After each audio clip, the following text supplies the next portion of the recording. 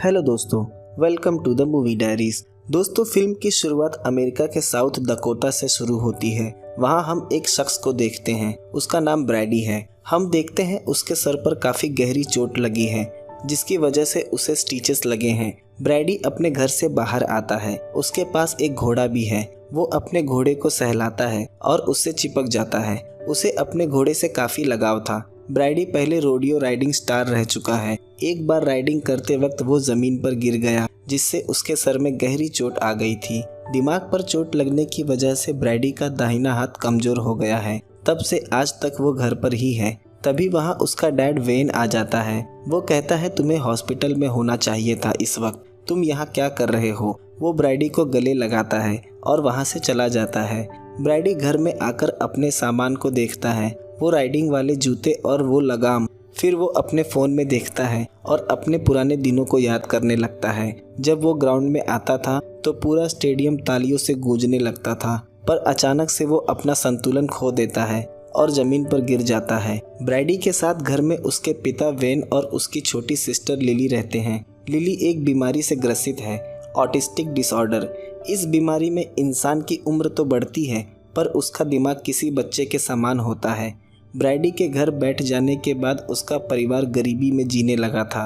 Brady की इस हालत का जिम्मेदार उसके डैड वेन उसे खुद ठहराते हैं, पर ब्रैडी को लगता है अगर वो अपना करियर रोडियो राइडिंग में बनाता तो आज परिवार की हालत ये नहीं होती। ब्रैडी बस निराशा में अपने दिन बिता रहा था। उसे कुछ समझ नहीं आ रहा था कि क्या करना है। कभी वो ज़्यादा परेशान होता तो अपनी माँ के कब्र के पास चले जाता। उसकी माँ मैरी बहुत पहले ही गुजर चुकी थी।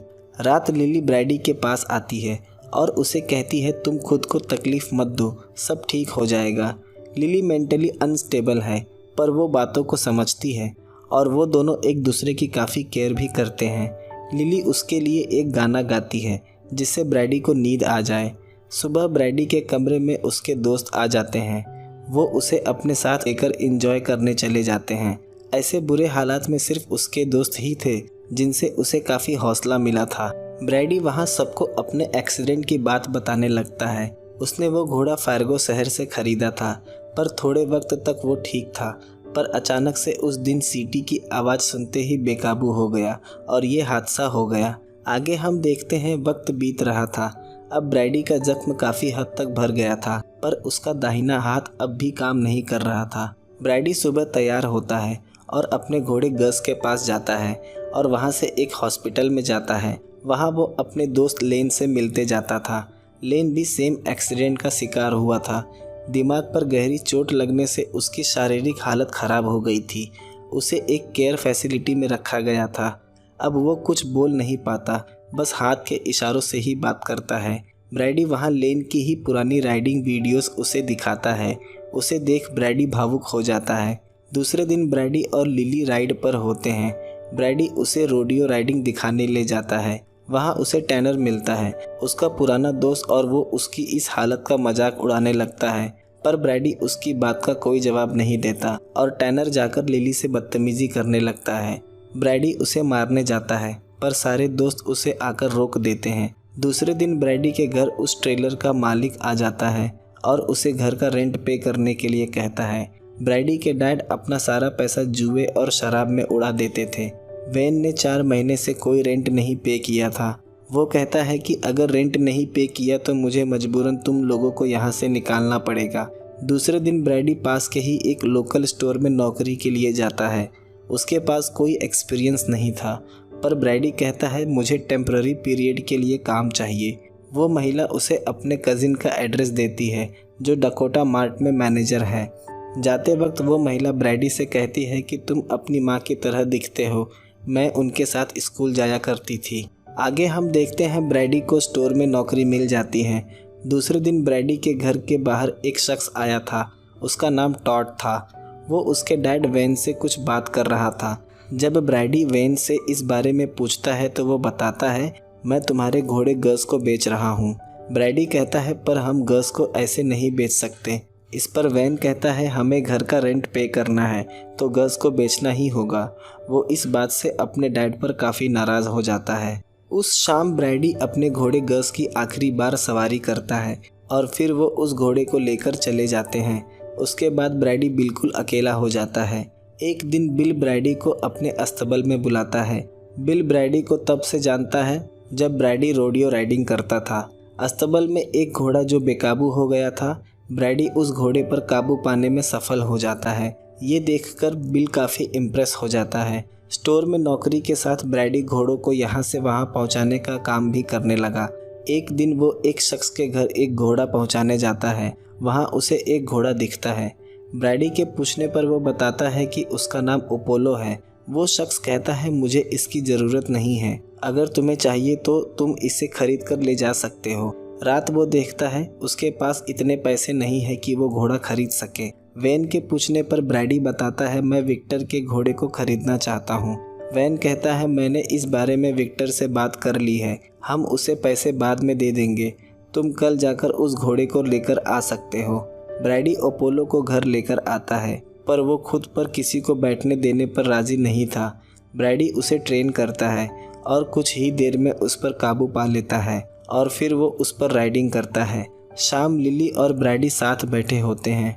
वो उसे बताता है कि मैं एक हॉर्स ट्रेनर की नौकरी कर लेता हूँ, पर लिली उसे मना करती है।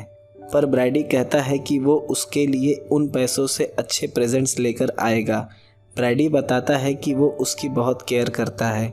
दूसरे दिन ब्रैडी घोड़ों को ट्रेनिंग देना शुरू कर देता है। कुछ देर में उसकी तबीयत बिगड़ने लगती है। आगे हम देखते हैं ब्रैडी एक हॉस्पिटल में है। वहाँ डॉक्टर बताती है कि तुम्हारा दाहिना हाथ काम नहीं कर रहा है, इसकी वजह पार्शियल कॉम्प्लेक्स सीजर है। इसमें दिमाग हाथों को बहुत फास्ट सिग्नल भेजता है और तुम्हारा हाथ उस सिग्नल को समझ नहीं पाता और काम करना बंद कर देता है, और इसके लिए तुम्हें रेस्ट करना चाहिए। अगर तुम इस हालत में काम करते रहोगे तो ये तुम्हारे लिए घातक होगा और रोडियो राइडिंग से दूर रहो। रात ब्रैडी और उसके डैड राइड पर होते हैं। वैन उसे कहता है, कई बार सपनों को छोड़ देना ही सही फैसला होता है, पर ब्रैडी कोई जवाब नहीं देता। दूसरे दिन हम देखते हैं ब्रैडी ने जेम्स को रोडियो की ट्रेनिंग दे रहा होता है। वहाँ वो देखता है उसके हाथ की मुट्ठी खुल नहीं रही है, शायद उसकी हालत पहले से ख़राब हो गई थी। ब्रैडी जेम्स को घर लेकर आता है और उसे रोडियो काउबॉय की शर्ट देता है जो उसे बहुत पहले लेन ने गिफ्ट की थी। उस शर्ट की कीमत $15,000 थी। शायद ब्रैडी अब अपने सपनों को छोड़ना चाहता था। जेम्स एक रेसलर होता है, पर उसे भी रेसलिंग छोड़े काफ़ी वक्त हो गया था। ब्रैडी उसे अपने साथ रेसलिंग करने के लिए कहता है। दोनों रेसलिंग शुरू कर देते हैं। रेसलिंग के वक्त ब्रैडी अग्रेसिव हो जाता है और जेम्स का गला पकड़ लेता है, जिससे जेम्स काफ़ी नाराज़ हो जाता है और वहाँ से चला जाता है। ब्रैडी खुद नहीं समझ पा रहा था कि ये उसके साथ क्या हो रहा है। दूसरे दिन ब्रैडी हॉस्पिटल में हॉर्स सैडल पैड लेकर जाता है और लेन को उस पर बिठाता है। लेन ये देखकर काफ़ी खुश होता है। हम देखते हैं ब्रैडी ड्राइव करते करते रोने लगता है। उसे अपने पुराने दिन याद आने लगते हैं कि कैसे एक एक्सीडेंट ने उसकी ज़िंदगी को पूरी तरह से बदल दिया। दूसरे दिन स्टोर में दो भाई आते हैं। वो ब्रैडी के बड़े फ़ैन थे। वहाँ वो दोनों उसके साथ पिक्चर्स क्लिक करते हैं और वो उसे कहते हैं कि वो एक बार फिर से रोडियो राइडिंग शुरू करें। ब्रैडी घर आता है। वो देखता है उसके फेंस में फंसकर उसके घोड़े के पैर में चोट आ गई है और अब शायद वो कभी दौड़ नहीं पाएगा, ना ही चल पाएगा।